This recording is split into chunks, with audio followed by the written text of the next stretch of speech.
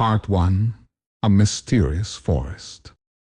At sunset, young Goodman Brown stepped into the street of Salem Village. But then he put his head back inside his house and kissed his young wife Faith. She put her pretty head outside the house. The wind played with the pink ribbons in her hair while she called her husband. "Dearest love," she said, "please leave in the morning and sleep in your own bed tonight. Please stay with me tonight, dear husband."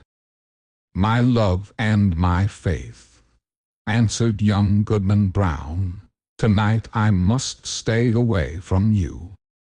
I must make this journey between now and sunrise."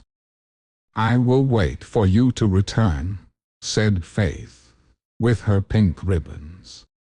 "Say your prayers, dear Faith, and go to bed early. Then nothing will happen to you." The young man walked on and then looked back. He saw Faith's head with her pink ribbons. She was still looking at him. Poor little Faith, he thought. I should not leave her alone while I go on this journey. She often talks of dreams. When she spoke to me there was unhappiness in her face. Perhaps a dream told her what I am doing tonight. Oh, but it will kill her to think of it. She is an angel, and after tonight I will stay close to her forever.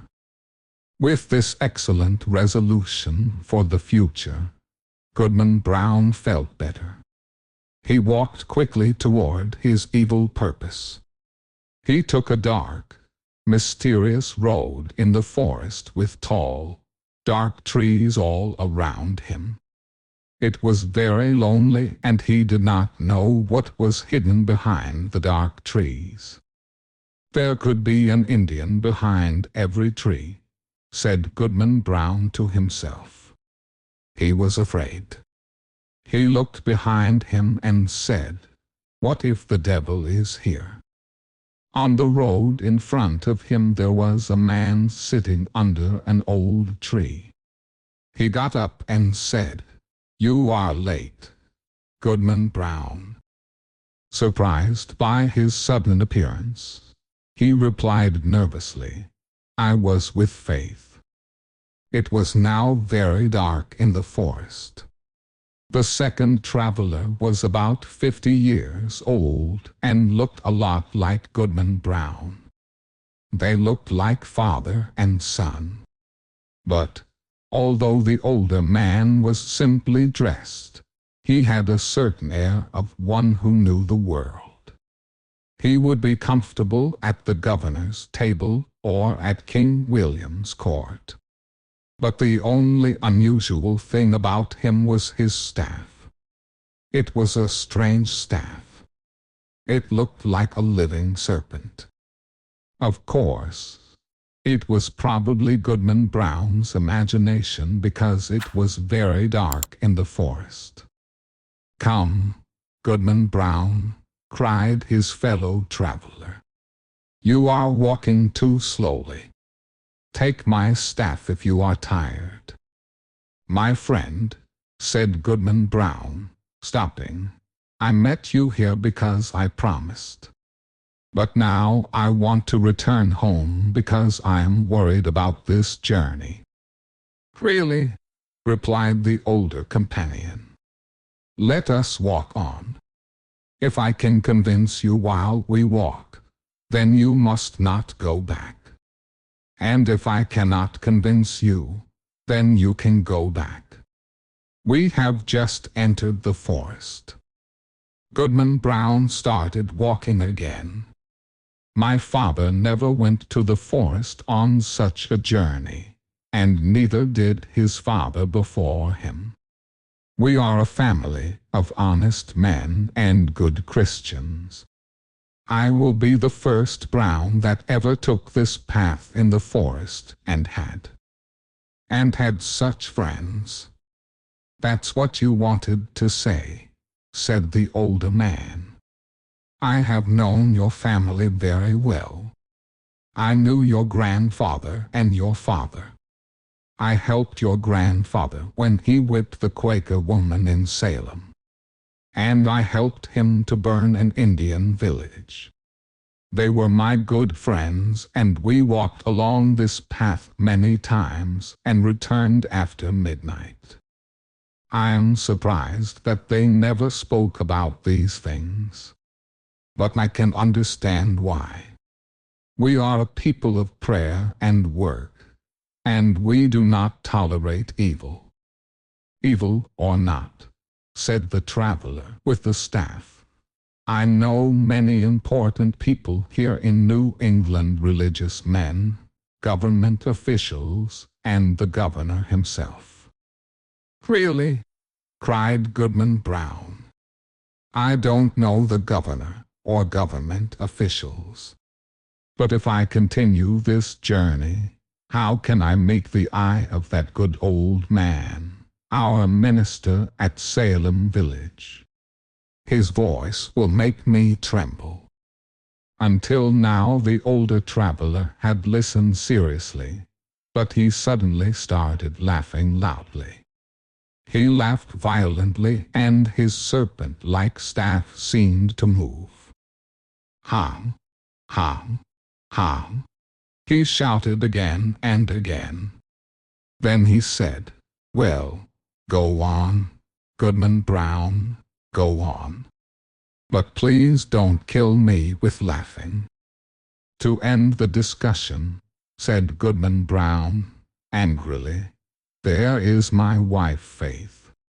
It will break her dear little heart. If that is the case, answered the other, then go home, Goodman Brown. I don't want anything bad to happen to Faith. On the path in front of them they saw an old lady who had taught Goodman Brown catechism when he was a child. She was still his spiritual teacher, together with the minister and Deacon Gookin. How strange that Goody Cloyce is in the forest tonight, said Goodman Brown. With your permission, my friend, I will take another path through the woods and leave this Christian woman behind. I don't want to meet her. She may ask me where I am going. Very well, said the older traveler. You go on through the woods and I will walk on the path.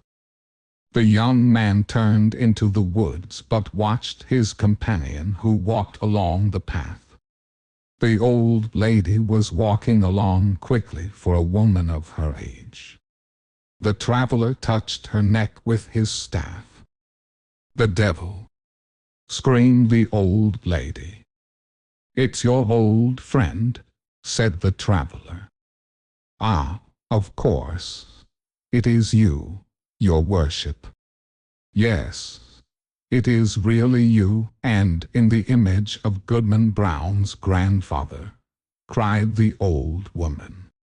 Well, I was ready for the meeting, but I had no horse to ride on. My broomstick has disappeared. I think the witch Goody Cory stole it. So I decided to come on foot. If you give me your arm, we will be there shortly. I cannot give you my arm, answered her friend, but here is my staff. He threw it on the ground, and Goodman Brown thought that the staff took the form of a serpent, but he wasn't sure. First he looked up and then he looked down, and he did not see Goody Cloyce or the serpent-like staff. All he saw was his fellow traveler who was waiting for him calmly. That old woman taught me catechism, said young Goodman Brown. And there was a world of meaning in that simple comment. They continued walking in the forest and talking. The older traveler broke the branch of a tree and used it as a walking staff. Suddenly Goodman Brown sat down under a tree and refused to continue. "My friend," he said, "I have decided that the horrible old woman can go to the devil if she wants. I always thought she wanted to go to heaven. That is not a reason to leave my dear faith and follow her." The older traveler said calmly, "Sit here and rest. When you want to continue, here is my staff to help you." He threw his companion the staff and disappeared into the dark forest. Goodman Brown sat there for a few moments. He was proud of himself because he had a clean conscience and he could look Deacon Goodman straight in the eye. And that night he could sleep in Faith's arms, instead of spending the night in the forest. As he was thinking these pleasant thoughts, he heard the sound of horses along the path. He decided to hide in the forest. Part 2. A terrifying discovery. Goodman Brown did not recognize the men on the horses because it was too dark.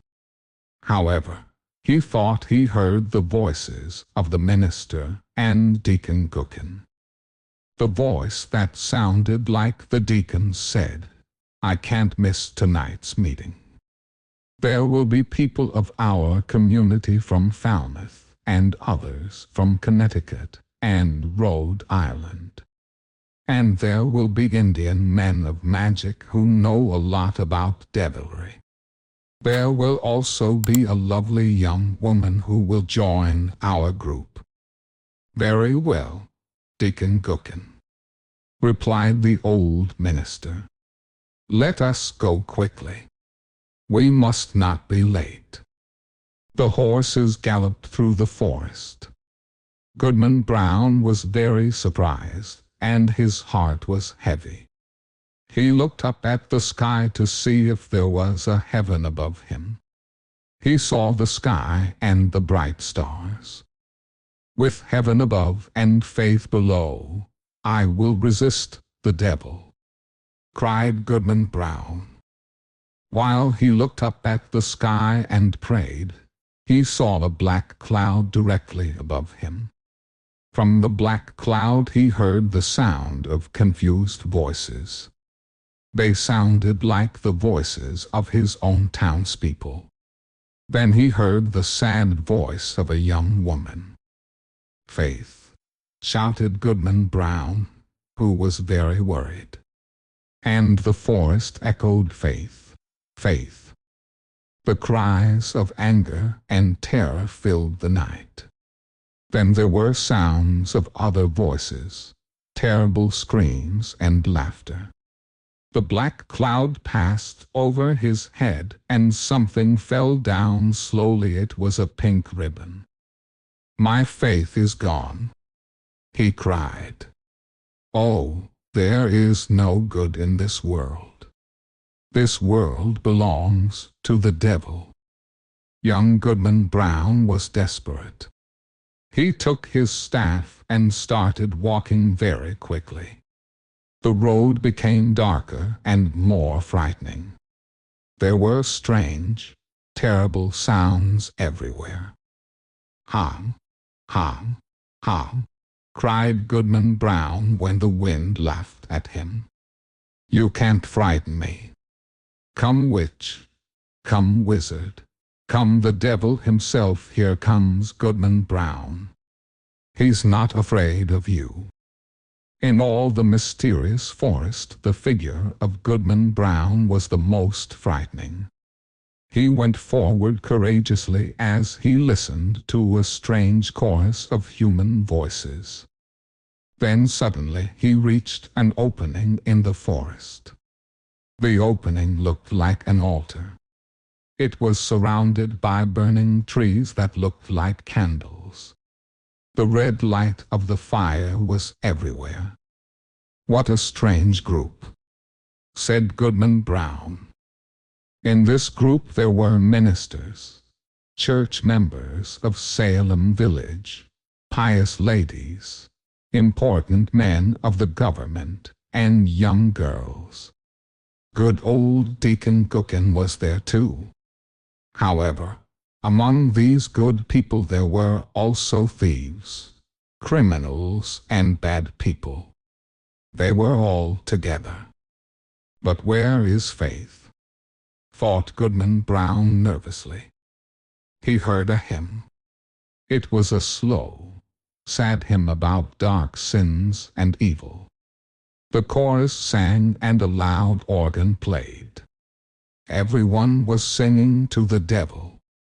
It was an image of horror. Then suddenly a voice cried, "Bring in the converts." When he heard this, Goodman Brown approached the group, and he felt evil. He thought he saw his dead father calling him. Then he saw a sad woman who put out her hand to warn him. Was she his mother? Then the old minister and Deacon Gookin took his arm and brought him forward. A thin woman with a veil on her face walked between Goody Cloyce, the pious catechism teacher, and Martha Carrier, an evil woman. Martha Carrier wanted to become the queen of hell. The converts stood there surrounded by the fire. "Welcome, my children," said the dark figure. "You have now found your true nature and your destiny. My children, look behind you." They turned around and saw the fire. There was a strange smile on every dark face. "All the people you knew and respected are here. You thought they were better than you, but they are all here worshiping me," said the dark figure. "Tonight you will know all their darkest secrets. You will know that respected men of the church have said evil words to young girls, that pious women have poisoned their husbands, and that young men have killed their fathers to get their money. You will understand the mystery of sin and evil. And now, my children, look at each other." They all looked at each other. Suddenly Goodman Brown saw Faith, and she saw her husband. Remember, evil is the nature of all people. Evil must be your only happiness. "Welcome again, my children." "Welcome," repeated the devil worshippers. Young Goodman Brown and Faith stood among the others. They seemed undecided. Did they want to go on? Goodman Brown looked at his wife, and she looked at him. "Faith, Faith," cried Goodman Brown. "Look up to heaven and resist the devil." He did not know if Faith obeyed him. After he had spoken, he found himself alone, with the sound of the wind in the forest. He was standing against a cold, humid rock. A branch of a tree that had been on fire was now cold and wet. The next morning young Goodman Brown walked slowly in Salem Village. He was a very confused man. He saw the good minister walking near the cemetery and preparing his sermon. Goodman Brown avoided the old man. Old Deacon Gookin was praying, and Goodman Brown could hear his prayers through the open window. "Who is he praying to?" thought Goodman Brown. Goody Cloyce, the pious old Christian, was giving religious instruction to a little girl. Goodman Brown pulled the little girl away. Near the church he saw Faith's head with the pretty pink ribbons. She was very happy to see her husband and almost kissed him in front of the whole village. But Goodman Brown looked at her severely and sadly, and walked on.